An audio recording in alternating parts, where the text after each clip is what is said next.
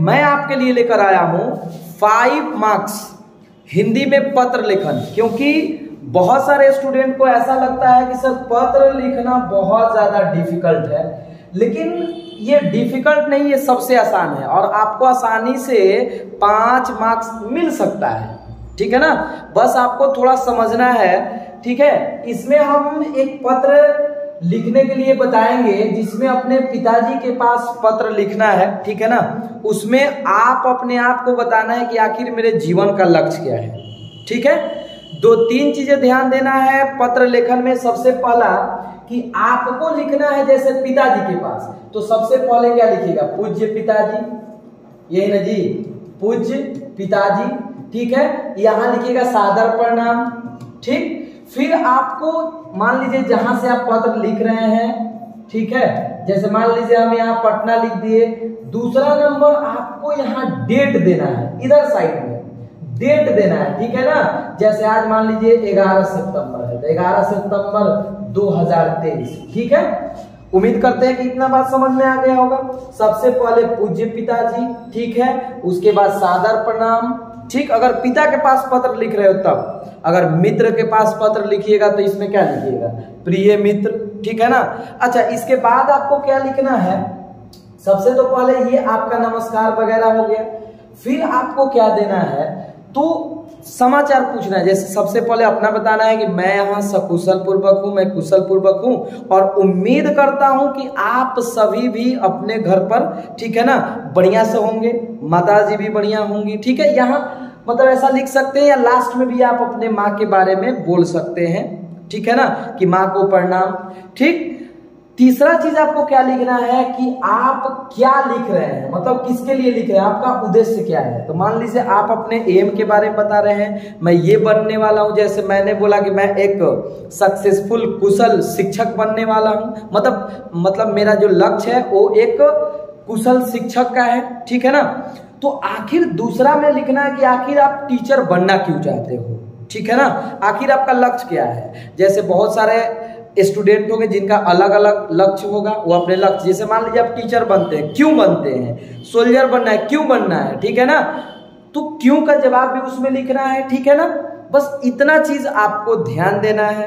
अब मान लीजिए कोई दे दिया पत्र लिखने के लिए, अपने पिताजी के पास एक पत्र लिखो जिसमें 5000 रुपए की मांग हो, तो वो भी ऐसे ही लिखिएगा, बस यहाँ चेंज करेंगे। ठीक है ना, कि आप क्यों मांग रहे हो, मतलब पुस्तक खरीदने के लिए या फी वगैरह देने के लिए, रीजन लिख देना है और क्या है इसमें। ठीक है, तो आइए हम लोग एक पत्र को समझने का कोशिश करते हैं। ठीक है, देखिएगा क्या लिखा हुआ है, अपने पिता के पास एक पत्र लिखे, देखिएगा ध्यान से।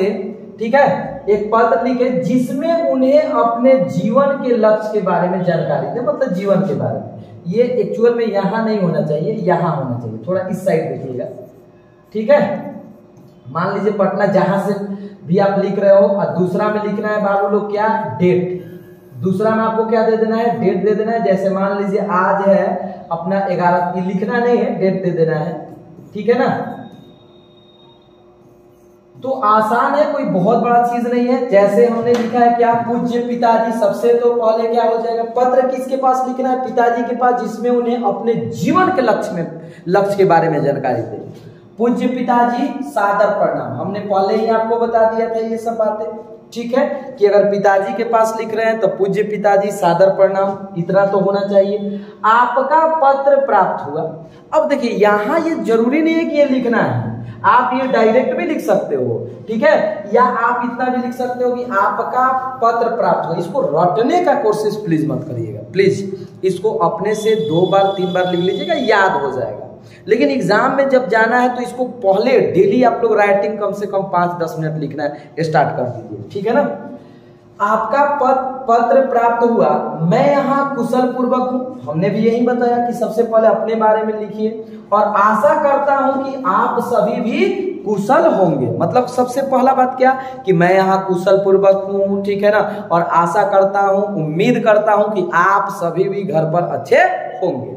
ठीक है ना, अच्छा, आपने मेरे जीवन के लक्ष्य में जानने की इच्छा व्यक्त की है, मतलब पिताजी को आप बता रहे हैं कि यदि आपने मेरे इच्छा जाहिर किया है, ठीक है, कि मेरा लक्ष्य क्या है, ठीक, तो देखिए प्रत्येक अभिभावक की यही इच्छा होती है, मतलब सब जितने भी मान लीजिए पिता होते हैं, जितने भी, ठीक है, आपके घर के जो, हालांकि पिता के पास लिखना है तो पिता ही हम लोग लिखेंगे, जितने पिता या आपके जितने भी बाप होते हैं उनका एक ना एक क्या होता है कि मतलब एक लक्ष्य होता है कि मेरा बेटा अपने जीवन में क्या हो, सफल हो।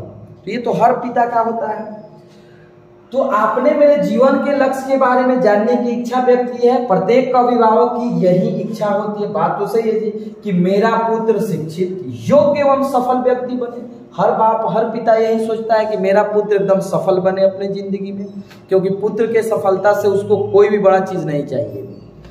अच्छा, मेरे जीवन का लक्ष्य एक कुशल, ठीक है ना, शिक्षक बनना है। मतलब आप अपने जीवन के लक्ष्य को बता रहे हैं कि मेरे जीवन में भी जो मेरा लक्ष्य है वो एक कुशल शिक्षक बनना है, एक सक्सेसफुल टीचर बनना है, ठीक है। आप दूसरा कुछ भी लिख सकते हो, ठीक। अच्छा, मैं एक अच्छा शिक्षक बनकर, अब देखिए बनना है, लेकिन क्यों बनना है इसका मतलब इसका रीजन समझिए। मैं एक अच्छा शिक्षक बनकर समाज की सेवा करना चाहता हूं, वही तो हमने बताया, ठीक है ना, कि आखिर आप क्यों बनना चाहते हैं। आप मान लीजिए डॉक्टर बनना चाहते हैं तो आप बताइए कि मैं डॉक्टर बनकर गरीबों का मदद करना चाहता हूं, ठीक है ना, कुछ भी।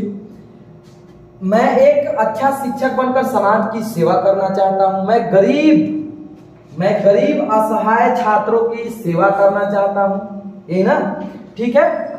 अच्छा, यही लक्ष्य लेकर मैं आगे बढ़ रहा हूं, मतलब यही मेरा लक्ष्य है कि मैं गरीब छात्रों का भी मदद करूं, एक सक्सेसफुल, एक अच्छे टीचर बनकर, ठीक है ना, कि जो असक्षम है पढ़ने में उनको भी मैं पढ़ा सकूं, ठीक। अच्छा, और आशा करता हूं कि आपका आशीर्वाद और मेरा परिश्रम इस उपलब्धि को प्राप्त करने में मुझे सफल बनाएगा। मतलब ये मैं आशा करता हूं कि आप मुझे आशीर्वाद देंगे और मेरा मेहनत, आपका आशीर्वाद और मेरा मेहनत मेरे टीचर बनने में ये बहुत बड़ा भूमिका निभाएगा। आप अपना आशीर्वाद बनाए रखिए, मैं अपना मेहनत बनाए रखता हूं पूरे ईमानदारी से, ठीक। यही कहना चाहता है, बहुत बड़ा तो चीज है नहीं कि आपको ऐसा तो नहीं कि समझ में नहीं आ रहा होगा, ठीक है। और लास्ट में आपको क्या लिखना है, देखिए पूज्य माँ एवं अन्य बड़ों को चरण स्पर्श, मतलब लास्ट में आपको प्रणाम कर लेना है, अपने माँ को भी पूज्य माँ एवं अन्य, ठीक है ना, बड़ों को चरण स्पर्श तथा छोटे को प्यार भरा आशीर्वाद, ठीक। और अंत में आपका लिख लेना है, आपको क्या लिखना है, आपका प्यारा पुत्र, आपका दुलारा पुत्र, जो भी आप लिखना है अपना नाम लिख दीजिएगा। इतना से आपको 5 मार्क्स कोई नहीं रोक सकता है, ठीक है ना। तो उम्मीद करते हैं कि सब कुछ समझ में अच्छे ढंग से आ गया होगा। सबसे पहले यहाँ लिखना है आपको, ठीक है, पूज्य पिताजी सादर प्रणाम। दूसरा नंबर हम यहाँ बताया कि डेट, सबसे पहले अपना जगह लिखना है, फिर डेट लिख देना है। हालांकि ये यहाँ लिखा हुआ है लेकिन इधर ज्यादा बेटर होगा, ठीक है। उम्मीद करते हैं कि अच्छे से समझ में आ गया होगा। अगला में भी हम लोग एक पत्र लिखेंगे, जैसे अपने प्रधानाचार्य के पास एक पत्र लिखे, ठीक है। एक एक छोटा छोटा ही वीडियो, ज्यादा बड़ा नहीं होना चाहिए, ठीक। और अगले वीडियो में हम निबंध भी बताएंगे कैसे लिखा जाता है।